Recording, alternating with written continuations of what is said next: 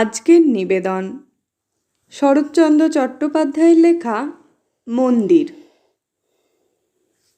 এক গ্রামে নদীর তীরে দুঘর কুমোর বাস করিত। তাহারা নদীর মাটি তুলিয়া ছাঁচে ফেলিয়া পুতুল তৈরি করিত আর হাটে বিক্রি করিয়া আসিত। চিরকাল তাহারা এই কাজ করে। চিরকাল এই মাটির পুতুল তাহাদিগের পরনের বস্ত্র ও উদরের অন্ন যোগাইয়া থাকে। মেয়েরা কাজ করে, জল তুলে, রাঁধিয়া স্বামী পুত্রকে খাওয়ায় এবং নিবান ভস্মস্তূপের ভিতর হইতে পোড়া পুতুল বাহির করিয়া আঁচল দিয়া ঝাড়িয়া চিত্রিত হইবার জন্য পুরুষদের হাতের কাছে আগাইয়া দেয়। শক্তিনাথ এই কুম্ভকার পরিবারের মধ্যে আসিয়া স্থান গ্রহণ করিয়াছিল। রোগক্লিষ্ট ক্ষীণ দেহ এই ব্রাহ্মণ কুমার। তাহার বন্ধুবান্ধব, খেলাধুলা, লেখাপড়া সব ছাড়িয়া দিয়া এই মাটির পুতুলের পানে অকস্মাৎ একদিন ঝুঁকিয়া পড়িল। সে বাঁশের ছুরি ধুইয়া দিত, ছাঁচের ভিতর হইতে পরিষ্কার করিয়া মাটি চাঁচিয়া ফেলিত এবং উৎকণ্ঠিত ও অসন্তুষ্ট চিত্তে পুতুলের চিত্রাঙ্কন কার্য কেমন অসাবধানতার সহিত সমাধা হইতেছে তাহাই দেখিত। কালি দিয়া পুতুলের ভ্রু, চক্ষু, ওষ্ঠ প্রভৃতি লিখিত হইত। কোনোটার ভ্রু মোটা, কোনোটার আধখানা, কাহারও বা ওষ্ঠের নিচে কালির আঁচল লাগিয়া থাকিত। শক্তিনাথ অধীর ঔৎসুক্যে আবেদন করিত, সরকার দাদা, অমন তাচ্ছিল্য করে আঁকছ কেন? সরকার দাদা অর্থাৎ কারিগর সস্নেহে হাসিয়া জবাব দিত, বামুন ঠাকুর, ভালো আঁকতে গেলে বেশি দাম লাগে, অত কে দেবে বলো? 1 পয়সার পুতুল তো আর 4 পয়সায় বিকোবে না। এই সহজ কথাটার অনেক আলোচনা করিয়াও শক্তিনাথ আধখানা মাত্র বুঝিয়াছিল। 1 পয়সার পুতুল ঠিক পয়সাই বিকাইবে, তাহার ভ্রু থাকুক, আধখানা ভ্রু নাই থাকুক, 2 চক্ষু সমান অসমান যাই হোক, সেই 1 পয়সা। মিছামিছি কে এত পরিশ্রম করিবে? পুতুল কিনিবে বালক, 2 দণ্ড তাহাকে আদর করিবে, শোয়াইবে, বসাইবে, কোলে করিবে, তারপর ভাঙিয়া ফেলিয়া দেবে, এই তো। শক্তিনাথ বাটি হইতে সকালবেলায় যে মুড়ি মুড়কি কাপড়ে বাঁধিয়া আনিয়াছিল, তাহার ভুক্তাবশিষ্ট এখনো বাঁধা আছে। তাহাই খুলিয়া অতিশয় অন্যমনস্কভাবে চিবাইতে চিবাইতে, ছড়াইতে ছড়াইতে সে তাহাদের জীর্ণ বাটির প্রাঙ্গণে আসিয়া দাঁড়াইল। বাটিতে কেহ নাই। ভগ্ন স্বাস্থ্য বৃদ্ধ পিতা জমিদার বাটিতে মদনমোহন ঠাকুরের পূজা করিতে গিয়াছেন। ভিজা আলো চাল, কলা, মূলা প্রভৃতি উৎসর্গকৃত নৈবেদ্য বাঁধিয়া আনিবেন। তাহার পর পাক করিয়া পুত্রকে খাওয়াইবেন, নিজেও খাইবেন। বাড়ির উঠান কুঁদ ফুল, করবী ফুল ও শেফালি ফুল গাছে পূর্ণ। গৃহলক্ষ্মীহীন বাটিটার সর্বত্রই জঙ্গল, কিছুতেই শৃঙ্খলা নাই, কাহারও পরিপাট্য নাই। বৃদ্ধ ভট্টাচ মধুসূদন কোনরূপে দিনপাত করেন। শক্তিনাথ ফুল পাড়িয়া, ডাল নাড়িয়া, পাতা ছিঁড়িয়া উঠানময় অন্যমনস্কভাবে ঘুরিয়া বেড়াইতে লাগিল। প্রতিদিন সকালবেলা শক্তিনাথ কুমোর বাড়ি যায়। আজকাল সে পুতুলে রং দিবার অধিকার পাইয়াছে। তাহার সরকার দাদা সযত্নে সবচেয়ে ভালো পুতুলটা তাহাকে বাছিয়া দিয়া বলে, নাও দাদা ঠাকুর, তুমি চিত্তির করো। দাদা ঠাকুর একবেলা ধরিয়া একটি পুতুল চিত্রিত করে, হয়তো খুব ভালোই হয়, তবু 1 পয়সার বেশি দাম ওঠে না। সরকার দাদা কিন্তু বাটি আসিয়া বলে, বামুন ঠাকুরের চিত্রি করা পুতুলটি 2 পয়সায় বিকিয়েছে। শুনিয়া শক্তিনাথের আর আনন্দ ধরে না। এ গ্রামের জমিদার কায়স্থ, দেবদ্বিজে তাহার বাড়াবাড়ি ভক্তি। গৃহদেবতা নিকষ নির্মিত মদনমোহন বিগ্রহ, পার্শ্বে সুবর্ণরঞ্জিত শ্রীরাধা। অতুচ্চ মন্দিরে রৌপ্য সিংহাসনে তাহারাই প্রতিষ্ঠিত। বৃন্দাবন লীলার কত অপরূপ চিত্র মন্দির গাত্রে সংলগ্ন। উপরে কিংখাপের চন্দ্রাতাপ, তাহাতে শত শাখার ঝাড় দুলিতেছে। একপাশে মর্মর বেদির উপর উপকরণ সজ্জিত এবং নিত্য নিবেদিত পুষ্পচন্দনের ঘন সৌরভে মন্দিরাভ্যন্তরে সমাচ্ছন্ন। বুঝি স্বর্গসুখ ও সৌন্দর্যের কথা স্মরণ করাইয়া দিতে এই পুষ্প ও গন্ধ পূজার প্রথম উপাচার হইয়া আছে এবং তাহারাই সুকোমল সুরভি বায়ুর স্তরে স্তরে সঞ্চিত হইয়া মন্দির বায়ুতে নিবিড় করিয়া রাখিয়াছে। অনেক দিনের কথা বলিতেছি। জমিদার রাজনারায়ণবাবু যখন পৌরত্বের সীমায় পা দিয়া প্রথম বুঝিলেন যে এ জীবনের ছায়া ক্রমশ দীর্ঘ ও অস্পষ্ট হইয়া আসিতেছে, যেদিন সর্বপ্রথম বুঝিলেন যে এ জমিদারি ও ধন ঐশ্বর্য ভোগের মেয়াদ প্রতিদিন কমিয়া আসিতেছে, প্রথম যেদিন মন্দিরের এক পার্শ্বে দাঁড়াইয়া চোখ দিয়ে অনুতাপ অশ্রু বিগলিত হইয়াছিল, আমি সেই দিনের কথা বলিতেছি।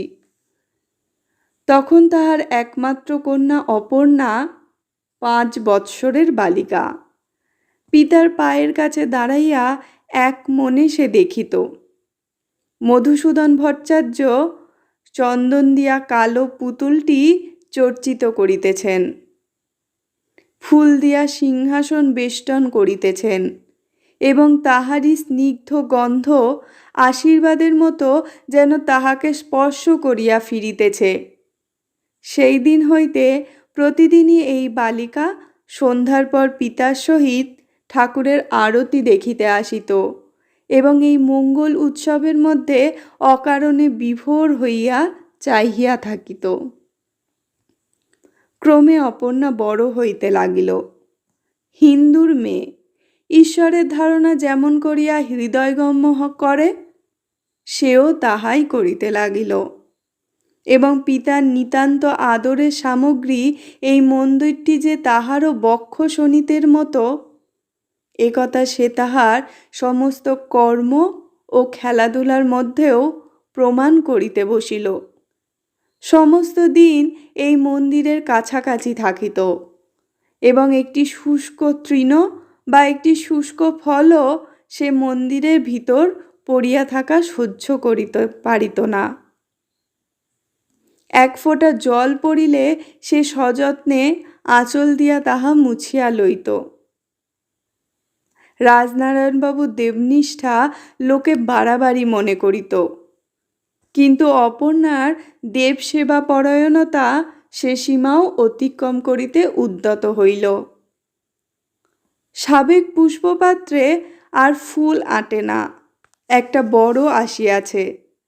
চন্দনের পুরাতন বাটিটা বদলাইয়া দেয়া হইয়াছে। ভোজ্য ও নৈবেদ্যের বরাদ্দ ঢের বাড়িয়া গিয়াছে। এমনকি নিত্য নতুন ও নানাবিধ পূজার আয়োজন ও তাহার নিখুঁত বন্দোবস্তের মাঝে পড়িয়া বৃদ্ধ পুরোহিত পর্যন্ত শশব ব্যস্ত হইয়া উঠিলেন। জমিদার রাজনারায়ণবাবু এসব দেখিয়া শুনিয়া ভক্তি স্নেহে গাঢ় স্বরে কহিতেন, ঠাকুর আমার ঘরে তাহার নিজের সেবার জন্য লক্ষ্মীকে পাঠাইয়া দিয়াছেন, তোমরা কেহ কিছু বলিও না। যথাসময়ে অপর্ণার বিবাহ হইয়া গেল। মন্দির ছাড়িয়া এইবার যে তাহাকে অন্যত্র যাইতে হইবে, এই আশঙ্কায় তাহার মুখের হাসি অসময়েই শুকিয়া গেল। দিন দেখানো হইতেছে, তাহাকে শ্বশুর বাড়ি যাইতে হইবে। পরিপূর্ণ বিদ্যুৎ বুকে চাপিয়া বর্ষার ঘন কৃষ্ণ মেঘখণ্ড যেমন অবরুদ্ধ গুরু ভারে স্থির হইয়া কিছুক্ষণ আকাশের গায়ে বর্ষণোন্মুখভাবে দাঁড়াইয়া থাকে, তেমনি স্থির হইয়া একদিন অপর্ণা শুনিল যে সেই দেখানো দিন আজ আসিয়াছে। সে পিতার নিকট গিয়া কহিল, বাবা, আমি ঠাকুর সেবার যে বন্দোবস্ত করিয়া গেলাম তাহার যেন অন্যথা না হয়। বৃদ্ধ পিতা কাঁদিয়া ফেলিলেন। তাই তো মা, না, অন্যথা কিছুই হবে না। অপর্ণা নিঃশব্দে চলিয়া আসিল। তাহার মা নাই, সে কাঁদিতে পারিল না। বৃদ্ধ পিতার দুচোখ ভরা জল, সে রোধ করিবে কি করিয়া? তাহার পর যোদ্ধা যেমন করিয়া তাহার ব্যথিত কন্দন উন্মুখ বীর হৃদয় পৌরুষ শুষ্ক হাসিতে চাপা দিয়া তাড়াতাড়ি অশ্বে আরোহণপূর্বক চলিয়া যায়, তেমনি করিয়া অপর্ণা শিবিকারোহণে গ্রাম ত্যাগ করিয়া অজানা কর্তব্যের শাসন মাথা পাতিয়া লইয়া চলিয়া গেল। নিজের উচ্ছ্বসিত অশ্রু মুছিতে গিয়া তাহার মনে পড়িল, পিতার অশ্রু মুছাইয়া আসা হয় নাই। তাহার নিজের হৃদয় কাঁদিয়া কাঁদিয়া ক্রমাগত তাহার কাছে যেন কত নালিশ করিতে লাগিল। একে তাহার হৃদয় শত ব্যথায় বিদ্ধ। তাহার পর কোথায় কোন গ্রামান্তরে মন্দির হইতে যখন সন্ধ্যার শঙ্খ ঘণ্টা বাজিয়া উঠিল, তখন সেই আজন্ম পরিচিত আরতির আহ্বান শব্দ তাহার কানের ভিতর দিয়া মর্মে নৈরাশ্যের হাহাকার বহন করিয়া আনিল। ছটফট করিয়া অপর্ণা শিবিকার দ্বার উন্মোচন করিয়া ফেলিল এবং সন্ধ্যার অন্ধকারের ভিতর দিয়া দেখিতে লাগিল এবং ছায়া নিবিড় একটা উচ্চ দেবদারু শিখায় একটা পরিচিত মন্দিরের সমুন্নত চূড়া কল্পনা করিয়া সে উচ্ছ্বসিত আবেগে কাঁদিয়া উঠিল। তাহার শ্বশুরবাটির একজন দাসী পিছনেই চলিয়া আসিতেছিল। সে তাড়াতাড়ি কাছে আসিয়া কহিল, ছি বৌমা, অমন করে কি কাঁদতে আছে মা? শ্বশুর ঘর কে না করে? অপর্ণা দুই হাতে মুখ চাপিয়া রোদন নিবারণ করিয়া পালকির কবাট বন্ধ করিয়া দিল। ঠিক সেই সময়টিতেই মন্দিরের ভিতর দাঁড়াইয়া পিতা রাজনারায়ণ মদনমোহন ঠাকুরের পার্শ্বে ধূপধুনার ধূমে ও চক্ষু জলে অস্পষ্ট একখানি দেবী মূর্তির অনিন্দ সুন্দর মুখে প্রিয়তমা দুহিতার মুখচ্ছবি নিরীক্ষণ করিতেছিলেন। অপর্ণা স্বামী গৃহে। সেথায় তাহার ইচ্ছাহীন স্বামী সম্ভাষণের ভিতর এতটুকু আবেগ, এতটুকু চাঞ্চল্যও প্রকাশ পাইল না। প্রথমে প্রণয়ের স্নিগ্ধ সংকোচ, মিলনের সলজ্জ উত্তেজনা কিছুই তাহার ম্লান চক্ষু দুটির পূর্ব দীপ্তি ফিরাইয়া আনিল না। প্রথম হইতেই স্বামী ও স্ত্রী দুজনেই যেন পরস্পরের কাছে কোন দুর্বোধ্য অপরাধে অপরাধী হইয়া রহিল এবং তাহারই ক্ষুব্ধ বেদনা কুলপ্লাবিনী উচ্ছ্বসিতা তটিনীর ন্যায় একটা দুর্লঙ্ঘ ব্যবধান নির্মাণ করিয়া বহিয়া যাইতে লাগিল। একদিন অনেক রাত্রে অমরনাথ ধীরে ধীরে ডাকিয়া কহিল, অপর্ণা, তোমার এখানে থাকতে কি ভালো লাগে না? অপর্ণা জাগিয়াছিল, বলিল, না। বাপের বাড়ি যাবে? যাব। কাল যেতে চাও? চাই। ক্ষুব্ধ অমরনাথ জবাব শুনিয়া অবাক হইয়া গেল। কিছুক্ষণ চুপ করিয়া থাকিয়া বলিল, আর যদি যাওয়া না হয়? অপর্ণা কহিল, তাহলে যেমন আছি তেমনই থাকব। আবার কিছুক্ষণ দুজনেই চুপ করিয়া থাকিল। অমরনাথ ডাকিল, অপর্ণা। অপর্ণা অন্যমনস্কভাবে বলিল, কি? আমাকে কি তোমার কোনো প্রয়োজন নাই? অপর্ণা গায়ের কাপড় চোপড় সর্বাঙ্গে বেশ করিয়া টানিয়া দিয়া স্বচ্ছন্দে শুইয়া বলিল, ওসব কথায় বড় ঝগড়া হয়, ওসব বলো না। ঝগড়া হয়? কি করে জানলে? জানি, আমাদের বাপের বাড়িতে মেজদা ও মেজ বউ এই নিয়ে নিত্য কলহ করে। আমার ঝগড়া কলহ ভালো লাগে না। শুনিয়া অমরনাথ উত্তেজিত হইয়া উঠিল। অন্ধকারে হাতড়াইয়া সে যেন এই কথাটাই এতদিন খুঁজিতেছিল। হঠাৎ আজ যেন তাহা হাতে ঠেকিল। বলিয়া উঠিল, এসো অপর্ণা, আমরাও ঝগড়া করি। এমন করে থাকার চেয়ে ঝগড়া কলহ ঢের ভালো। অপর্ণা স্থিরভাবে কহিল, ছি, ঝগড়া কেন করতে যাবে? তুমি ঘুমোও। তাহার পর অপর্ণা ঘুমাইল কি জাগিয়া রহিল, সমস্ত রাত্রি জাগিয়া থাকিয়াও অমরনাথ বুঝিতে পারিল না। প্রত্যুষে উঠিয়া সন্ধ্যা পর্যন্ত সমস্ত দিন অপর্ণার কাজকর্মে ও জপে তপে কাটিয়া যায়। এতটুকু রঙ্গরস বা কৌতুকের মধ্যে সে প্রবেশ করে না। দেখিয়া তাহার সমবয়সীরা বিদ্রূপ করিয়া কত কি বলে। ননদেরা গোসাই ঠাকুর বলিয়া পরিহাস করে। তথাপি সে দলে মিশিতে পারিল না। কেবলই তার মনে হইতে লাগিল দিনগুলা মিছা কাটিয়া যাইতেছে, আর এই যে অলক্ষ্য আকর্ষণে তাহার প্রতি শোণিত বিন্দু সেই পৃথ্বী প্রতিষ্ঠিত মন্দির অভিমুখে ছুটিয়া যাইবার জন্য পূর্ণিমার উদ্বেলিত সিন্ধুবাড়ির মতো হৃদয়ের কূলে উপকূলে অহরহ আছড়াইয়া পড়িতেছে, তাহার সংযম কিসে হইবে? ঘরকন্যার কাজে, না ছোটোখাটো হাস্য পরিহাসে?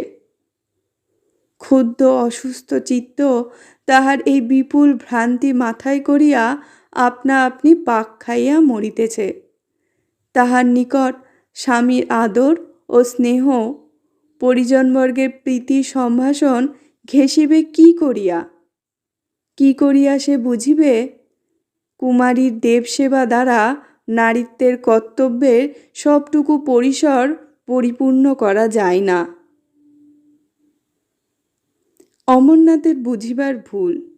সে উপহার লইয়া স্ত্রীর কাছে আসিয়াছে।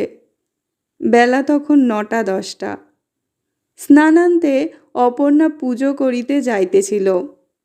গলার স্বর যতটা সম্ভব মধুর করিয়া অমর কহিল, অপর্ণা, তোমার জন্য কিছু উপহার এনেছি, দয়া করে নেবে কি? অপর্ণা হাসিয়া বলিল, নেব বই কি। অমরনাথ আকাশের চাঁদ হাতে পাইল। আনন্দে শৌখিন রুমালে বাঁধা একটা বাক্সের ডালা খুলিতে বসিল। ডালার উপরে অপর্ণার নাম সোনার জলে লেখা। এখন একবার সে অপর্ণার মুখখানি দেখিবার জন্য তাহার মুখের দিকে চাহিল, কিন্তু দেখিল মানুষ কাঁচের নকল চোখ পড়িয়া যেমন করিয়া চাহে তেমনি করিয়া অপর্ণা তাহার পানে চাহিয়া আছে। দেখিয়া তাহার সমস্ত উৎসাহ এক নিমিষে নিবিয়া গিয়া যেন অর্থহীন এক ফোঁটা শুষ্ক হাসির মাঝে আপনাকে লুকাইয়া ফেলিতে চাহিল। লজ্জায় মরিয়া গিয়াও সে বাক্সের ডালা খুলিয়া গোটাকতক কুন্তলিনের শিশি আরও কি কি বাহির করিতে উদ্যত হইল। অপর্ণা বাধা দিয়া কহিল, এনেছ কি আমার জন্য? অমরনাথের হইয়া আর কে যেন জবাব দিল, হাঁ, তোমার জন্যই এনেছি দেলখোঁজগুলো। অপর্ণা জিজ্ঞাসা করিল, বাক্সটাও কি আমাকে দিলে? নিশ্চয়। তবে আর কেন মিছে ওসব বের করবে? বাক্সতেই থাক। তা থাক, তুমি ব্যবহার করবে তো? অকস্মাৎ অপর্ণা ভ্রু কুঞ্চিত করিল। সমস্ত দুনিয়ার সহিত লড়াই করিয়া তাহার ক্ষত বিক্ষত হৃদয় পরাস্ত হইয়া বৈরাগ্য গ্রহণপূর্বক নির্ভীতে চুপ করিয়া বসিয়াছিল। সহসা তাহার গায়ে এই স্নেহের অনুরোধ কুৎসিত বিদ্রূপের আঘাত করিল। চঞ্চল হইয়া সে তৎক্ষণাৎ প্রতিঘাত করিল, বলিল, নষ্ট হবে না, রেখে দাও।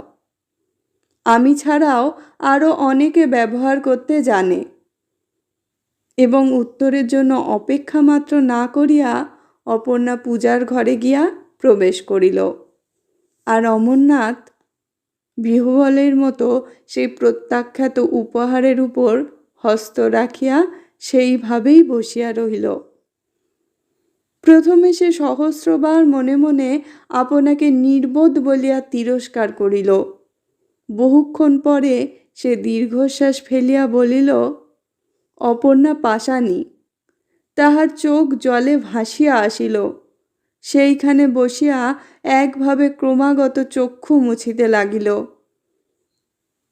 অপর্ণা তাহাকে যদি সুস্পষ্ট ভাষায় প্রত্যাখ্যান করিত, তাহা হইলে কথাটা অন্যরূপ দাঁড়াইতে পারিত।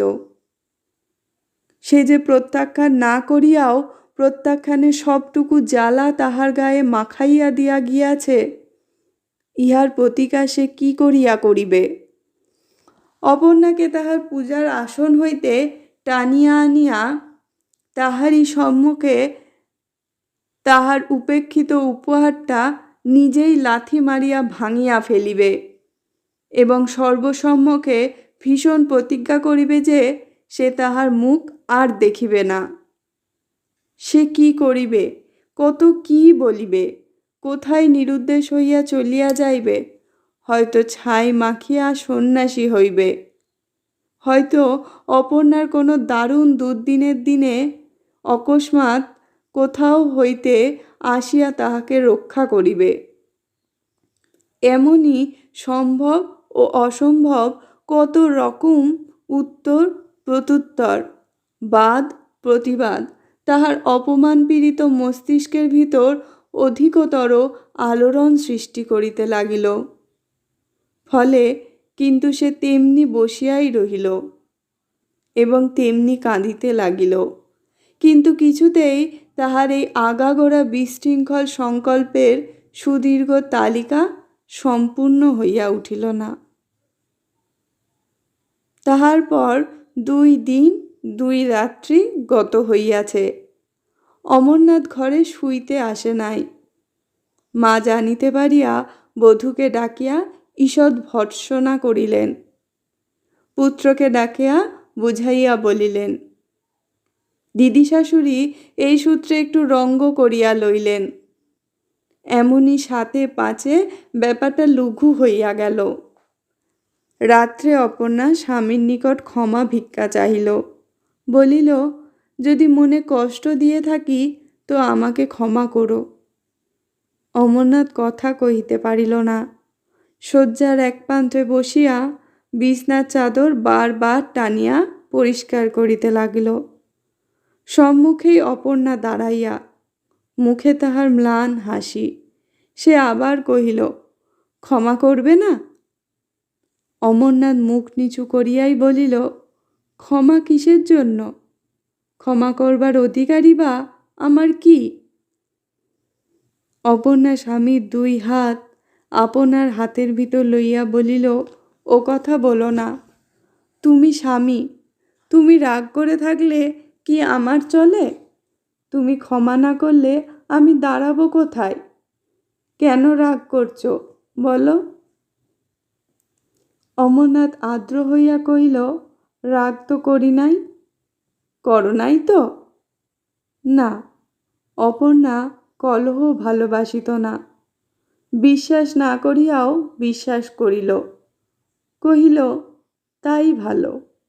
তাহার পর নিতান্ত নির্ভাবনায় বিছানার এক প্রান্তে শুইয়া পড়িল। অমরনাথ কিন্তু ভারী আশ্চর্য হইয়া গেল। অন্যদিকে মুখ ফিরাইয়া কেবলই সে মনে মনে তর্ক বিতর্ক করিতে লাগিল যে একথা তাহার স্ত্রী বিশ্বাস করিল কি করিয়া। সে যে দুদিন আসে নাই, দেখা করে নাই, তথাপি সে রাগ করে নাই, এটা কি বিশ্বাস করিবার কথা? এত কাণ্ড এত শীঘ্র মিটিয়া সব বৃথা হইয়া গেল। তাহার পর যখন সে বুঝিতে পারিল অপর্ণা সত্যই ঘুমিয়া পড়িয়েছে, তখন সে একেবারে উঠিয়া বসিল এবং দ্বিধাশূন্য হইয়া জোর করিয়া ডাকিয়া ফেলিল, অপর্ণা, তুমি বুঝি ঘুমোচ্ছ? ও অপর্ণা! অপর্ণা জাগিয়া উঠিল, বলিল, ডাকছ? হ্যাঁ, কাল আমি কলকাতায় যাব। কই, সে কথা তো আগে শুনি নাই। এত শীঘ্র তোমার কলেজের ছুটি ফুরোলো? আর দুদিন থাকতে পারো না? না, আর থাকা হয় না। অপর্ণা একটু ভাবিয়া জিজ্ঞাসা করিল, তুমি কি আমার উপর রাগ করে যাচ্ছ? ইহা যে সত্য কথা অমরনাথ তাহা জানিত, কিন্তু সে কথা সে স্বীকার করিতে পারিল না।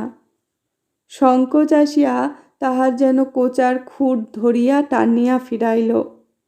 আশঙ্কা হইল পাছে সে আপনার অপদার্থতা প্রতিপন্ন করিয়া অপর্ণার সম্ভ্রম হানি করিয়া বসে। এমনি করিয়া কৌতূহল বিমুখ নারীর নিশ্চেষ্টতা তাহাকে অভিভূত করিয়া ফেলিল।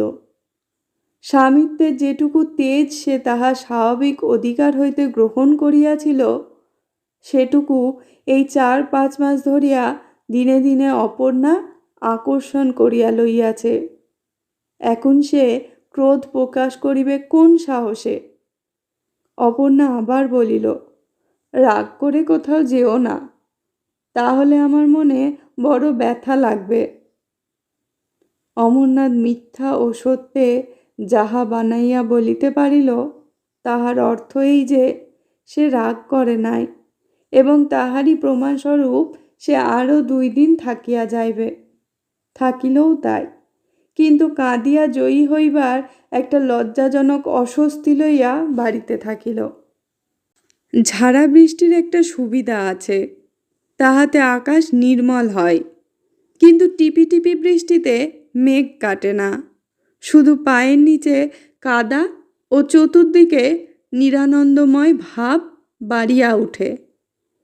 বাড়ি হইতে যে কাদা মাখিয়া অমরনাথ কলিকাতায় আসিল, তাহা ধুইয়া ফেলিবার একটুখানি জলও সে বৃহৎ নগরীর ভিতর খুঁজিয়া পাইল না। এখানে তাহার পূর্ব পরিচিত যেসব সুখ ছিল, তাহাদের কাছে এই পঙ্কিল পা দুখানি বাহির করিতেও তাহার লজ্জা করিতে লাগিল। না লাগে লেখাপড়ায় মন, না পায় আমোদ আহ্লাদের তৃপ্তি। এখানেও থাকিতে ইচ্ছা করে না, বাড়ি যাইতেও প্রবৃত্তি হয় নাই। সমস্ত বুকের উপর তাহার যেন দুর্বহ যন্ত্রণা ভার চাপানো রহিয়াছে এবং তাহা ঠেলিয়া ফেলিবার জন্য ব্যাকুল বক্ষপঞ্জর পরস্পর ঠোকাঠুকি করিতেছে, কিন্তু বিফল চেষ্টা। এমনি অন্তর্বেদনা লইয়া সে একদিন অসুখে পড়িল। সংবাদ পাইয়া পিতামাতা ছুটিয়া আসিলেন, কিন্তু অপর্ণাকে সঙ্গে আনিলেন না। অমরনাথও যে ঠিক এমনটি আশা করিয়াছিল তাহা নয়, তবু দমিয়া গেল। অসুখ উত্তরোত্তর বাড়িতে লাগিল। এ সময়ে স্বভাবতই তাহার অপর্ণাকে দেখিতে ইচ্ছা করিত, কিন্তু মুখ ফুটিয়া সে কথা বলিতে পারিল না। পিতামাতাও তাহা বুঝিলেন না, কেবল ঔষধ পথ্য আর ডাক্তার বৈদ্য। অবশেষে সে তাহাদের হাত হইতে পরিত্রাণ লাভ করিল। অমরনাথ একদিন প্রাণ ত্যাগ করিল। বিধবা হইয়া অপর্ণা স্তম্ভিত হইয়া গেল। সমস্ত শরীর কাঁটা দিয়া একটা ভয়ঙ্কর সম্ভাবনা তাহার মনে হইল। এ বুঝি তাহারই কামনার ফল। ইহাই বুঝি সে মনে মনে এতদিন চাহিতেছিল। অন্তর্যামী এতদিনে কামনা পূর্ণ করিয়াছেন। বাহিরে শুনিতে পাইল যে তাহার পিতা চিৎকার করিয়া কাঁদিতেছেন। এ কি সব স্বপ্ন? তিনি আসিলেন কখন?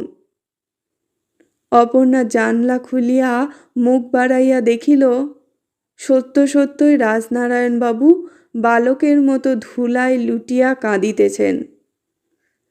পিতার দেখা দেখি সেও এবার ঘরের ভিতর লুটিয়া পড়িল। অশ্রুপ্রবাহ মাটি ভিজাইয়া ফেলিল। সন্ধ্যা হইতে আর বিলম্ব নাই। পিতা আসিয়া অপর্ণাকে বুকে তুলিয়া বলিলেন, মা, অপর্ণা। অপর্ণা কাঁদিয়া বলিল, বাবা, তোর মদনমোহন যে তোকে মন্দিরে ডেকেছে মা। চলো বাবা যাই। তোর যে সেখানে সব কাজ পড়ে আছে মা। চলো বাবা, বাড়ি যাই। চল মা, চল। পিতা স্নেহে মস্তক চুম্বন করিলেন, বুক দিয়া সর্ব দুঃখ মুছিয়া লইলেন এবং তাহার পর কন্যার হাত ধরিয়া পরদিন বাটি আসিয়া উপস্থিত হইলেন।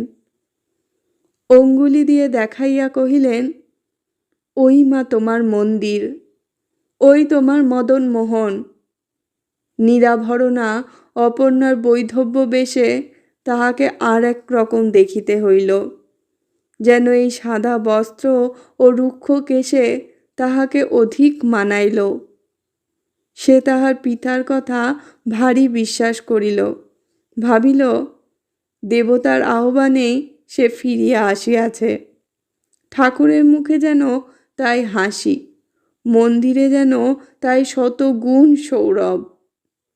নিজে যেন সে এ পৃথিবীর অনেক উচ্চে, এইরূপ মনে হইল। যে স্বামী নিজের মরণ দিয়া তাহাকে পৃথিবীর এত উচ্চে রাখিয়া গিয়াছেন, সেই মৃত স্বামীর উদ্দেশ্যে শতবার প্রণাম করিয়া অপর্ণা তাহার অক্ষয় স্বর্গ কামনা করিল। শক্তিনাথ এক মনে ঠাকুর গড়িতেছিল। পূজা করার চেয়ে ঠাকুর তৈরি করিতে সে অধিক ভালোবাসিত। কেমন রূপ, কেমন নাক, কান, চোখ হইবে, কোন রং বেশি মানাইবে, এই তার আলোচ্য বিষয়। কি দিয়া তাহার পূজা করিতে হয়, কি মন্ত্রে জপ করিতে হয়, এইসব ছোট বিষয়ে তাহার লক্ষ্য ছিল না।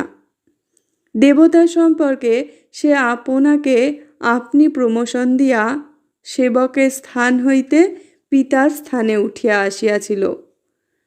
তবু তাহার পিতা তাহাকে আদেশ করিলেন, শক্তিনাথ, আজ আমার বড় জ্বর হয়েছে, জমিদার বাটিতে গিয়ে তুমি পূজা করে এসো। শক্তিনাথ বলিল, এখন ঠাকুর গড়ছি। বৃদ্ধ অসমর্থ পিতা রাগ করিয়া বলিলেন, ছেলে খেলা এখন থাক বাবা, কাজ সেরে এসো। পূজার মন্ত্র আবৃত্তি করিতে তাহার মোটে ইচ্ছা হইল না, তবু উঠিতে হইল।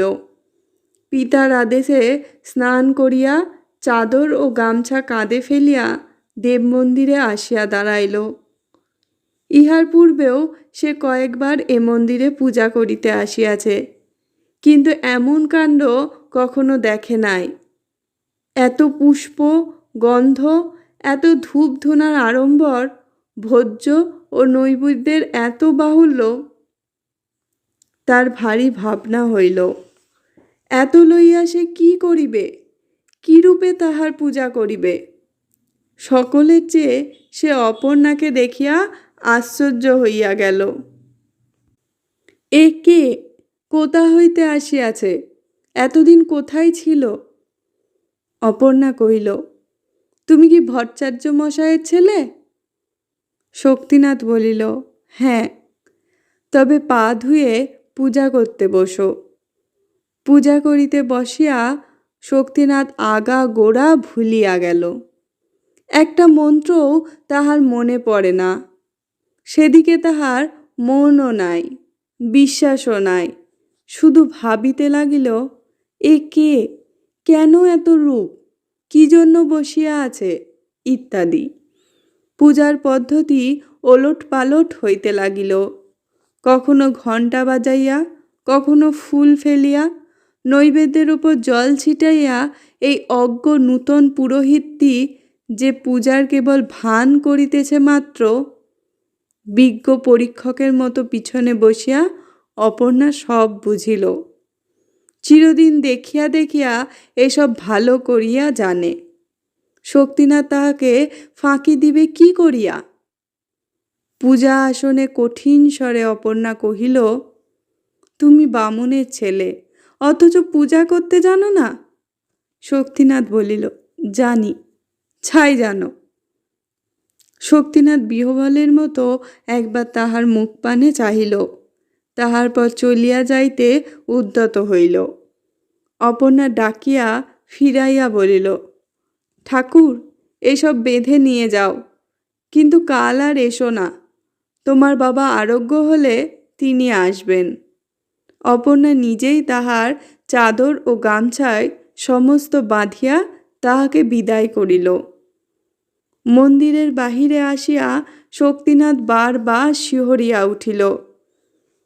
এদিকে অপর্ণা নূতন করিয়া পূজার আয়োজন করিয়া অন্য ব্রাহ্মণ ডাকিয়া পূজা শেষ করিল।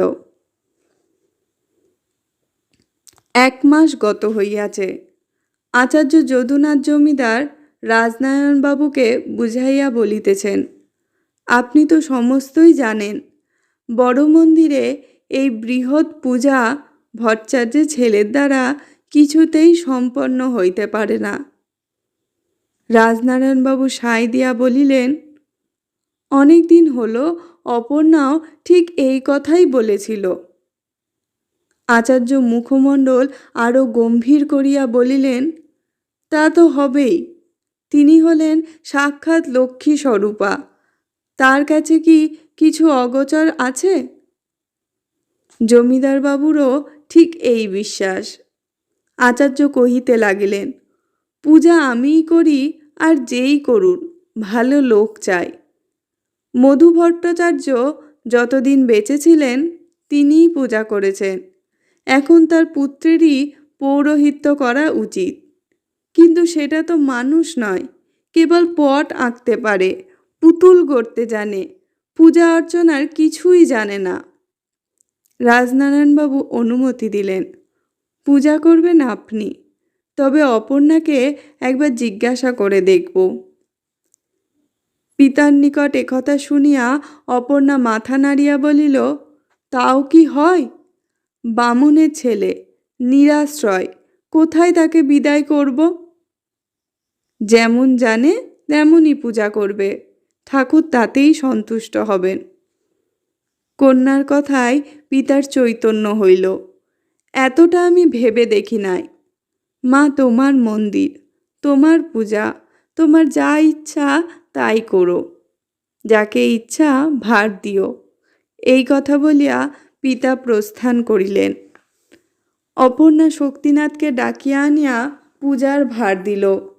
বকুনি খাইয়া অবধি সে আর এদিকে আসে নাই। মধ্যে তাহার পিতার মৃত্যু হইয়াছে, সে নিজেও রুগ্ন। শুষ্ক মুখে তাহার শোক দুঃখের চিহ্ন দেখিয়া অপর্ণার মায়া হইল। কহিল, তুমি পূজা করো, যা জানো তাই করো, তাতেই ঠাকুর তৃপ্ত হবেন। এমন স্নেহের স্বর শুনিয়া তাহার সাহস হইল। সাবধান হইয়া মন দিয়া পূজা করিতে বসিল।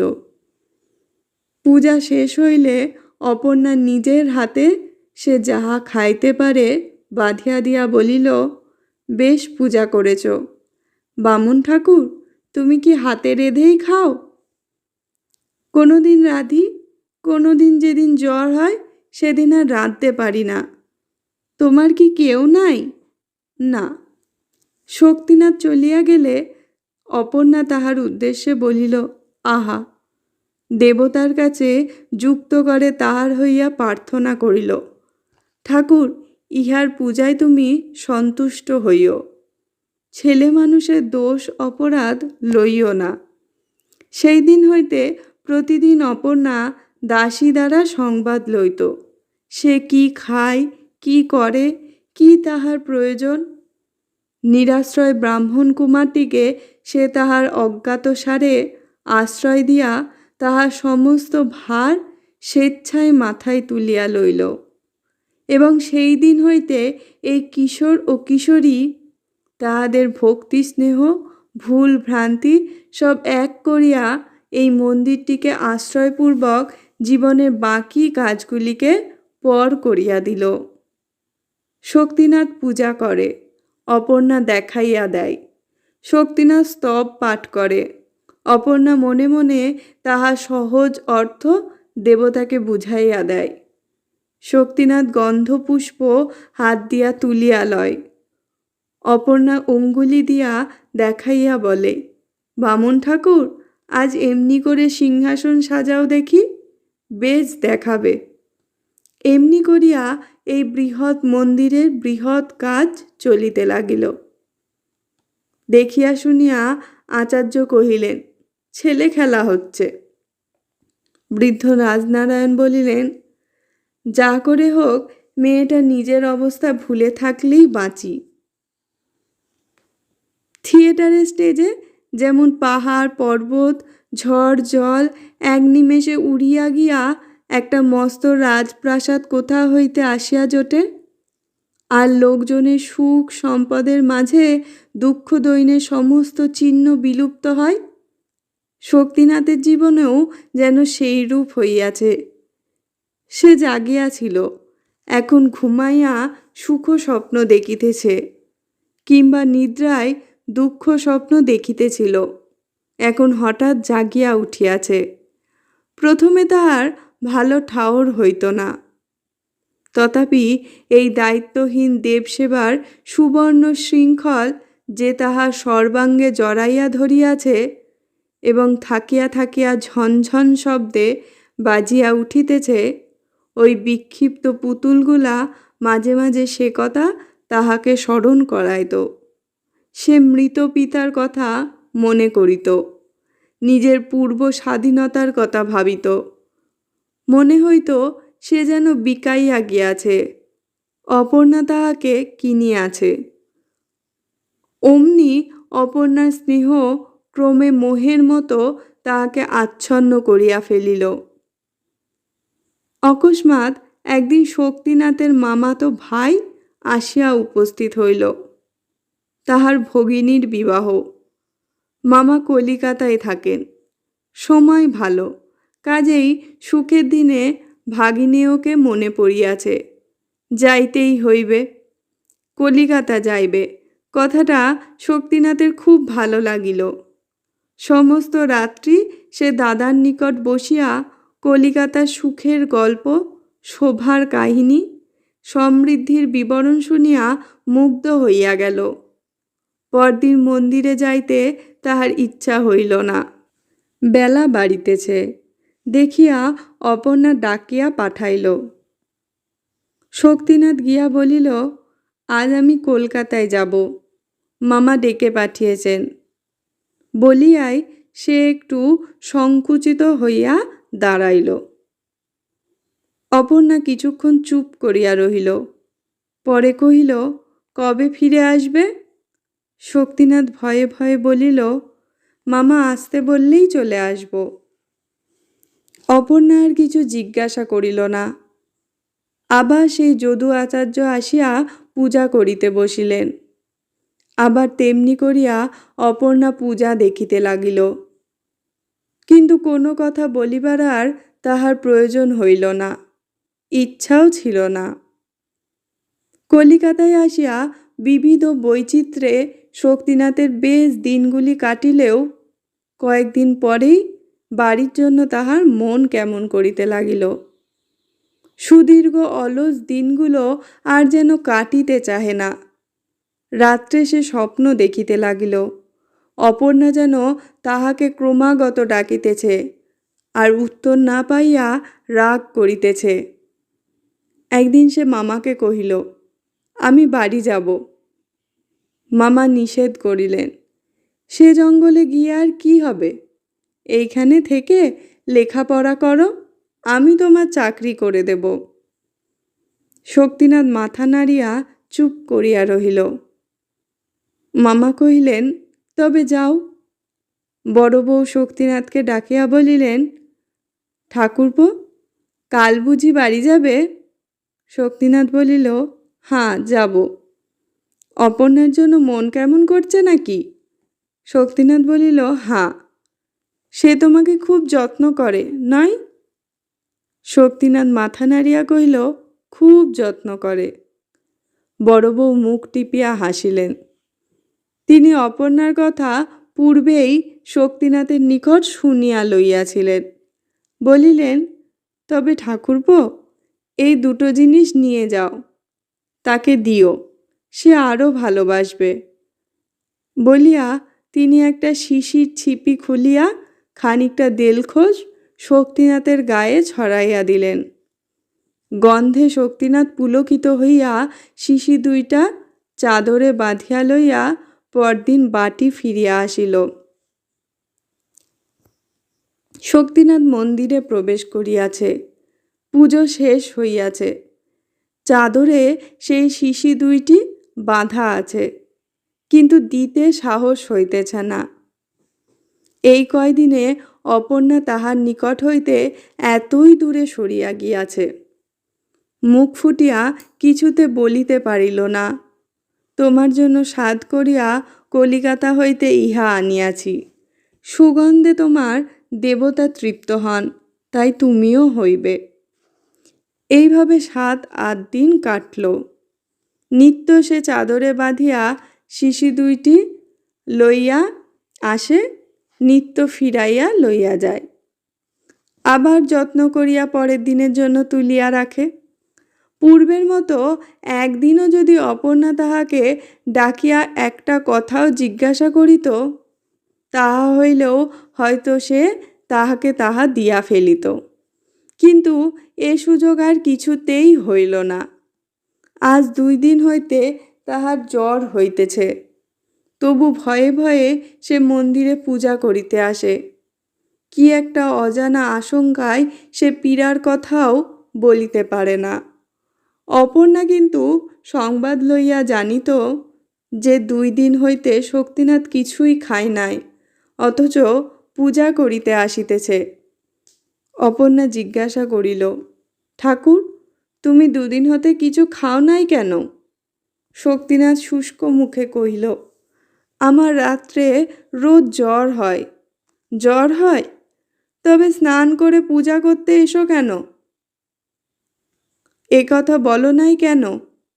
শক্তিনাথের চোখে জল আসিল। মুহূর্তে সব কথা ভুলিয়া গিয়া সে চাদর খুলিয়া শিশি দুইটি বাহির করিয়া বলিল, তোমার জন্য এনেছি। আমার জন্য? হ্যাঁ, তুমি গন্ধ ভালোবাসো না? উষ্ণ দুধ যেমন একটুখানি আগুনের তাপ পাইবা মাত্র টকবক করিয়া ফুটিয়া উঠে, অপর্ণার সর্বাঙ্গের রক্ত তেমনি করিয়া ফুটিয়া উঠিল। শিশি দুইটি দেখিয়াই সে চিনিয়াছিল।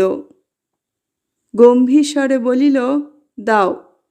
হাতে লইয়া অপর্ণা মন্দিরের বাহিরে, যেখানে পূজা করা ফুল শুকাইয়া পড়িয়াছিল, সেইখানে শিশি দুইটি নিক্ষেপ করিল।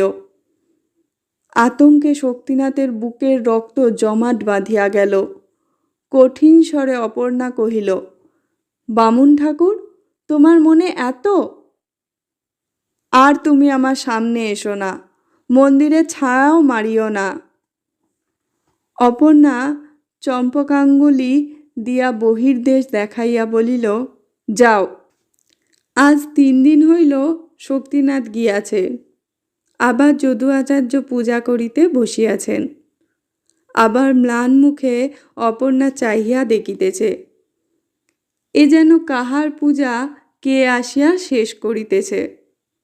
পূজা সাঙ্গ করিয়া নৈবেদ্যের রাশি গামছায় বাঁধিতে বাঁধিতে আচার্যমশাই নিঃশ্বাস ফেলিয়া বলিলেন, ছেলেটা বিনা চিকিৎসায় মারা গেল। আচার্যের মুখ পানে চাহিয়া অপর্ণা জিজ্ঞাসা করিল, কে মারা গেল? তুমি বুঝি শোনো নাই? কয়দিনের জ্বরে শক্তিনাথ, ওই মধু ভট্টাচার্যর ছেলে, আজ সকালবেলা মারা পড়েছে। অপর্ণা তবুও তাহার মুখ পানে চাহিয়া রহিল। আচার্য দ্বারের বাহিরে আসিয়া বলিলেন, পাপের ফলে আজকাল মৃত্যু হচ্ছে, দেবতার সঙ্গে কি তামাশা চলে মা? আচার্য চলিয়া গেলেন। অপর্ণা দ্বার রুদ্ধ করিয়া মাটিতে মাথা ঠুকিয়া কাঁদিতে লাগিল। সহস্রবার কাঁদিয়া জিজ্ঞাসা করিতে লাগিল, ঠাকুর, এ কার পাপে? বহুক্ষণ পরে সে উঠিয়া বসিল।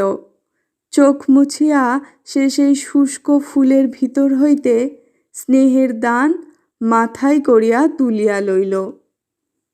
মন্দিরের ভিতর আবার প্রবেশ করিয়া দেবতার পায়ের কাছে তাহা নামাইয়া দিয়া কাঁদিয়া কহিল, ঠাকুর, আমি যা নিতে পারি নাই তা তুমি নাও।